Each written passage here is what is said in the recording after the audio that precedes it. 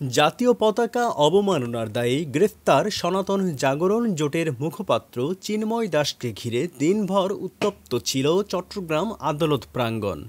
তাকে বহনকারী prison van আটকে ৩ ঘণ্টা ধরে বিক্ষোভ করেন অনুসারীরা। এ সময় আইনশৃঙ্খলা বাহিনীর সাথে ধাওয়া পাল্টা ধাওয়া ও সংঘর্ষে নিহত হয় তরুণ আইনজীবী সাইফুল ইসলাম আলিফ। আহত হয়েছে প্রায় ২০ জন। মঙ্গলবার বেলা ৩টার পর এ উত্তেজনা ছড়ায় চট্টগ্রাম আদালত প্রাঙ্গণে।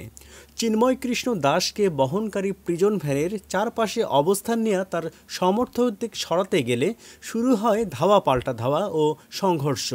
এর আগে বেলা ১২টার দিকে চিন্ময় দাসের জামিন আবেদন না মঞ্জুর করে কারাগারে পাঠানোর নির্দেশ দেওয়া হয়। এরপর আদালত প্রাঙ্গণে হট্টগোল শুরু হয়।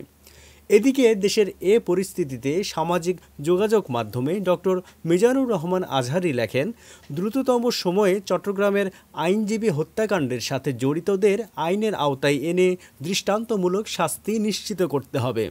সম্ভবত দেশকে অস্থিতিশীল করার সর্বশেষ ট্রাম্প কার্ড খেলা হচ্ছে।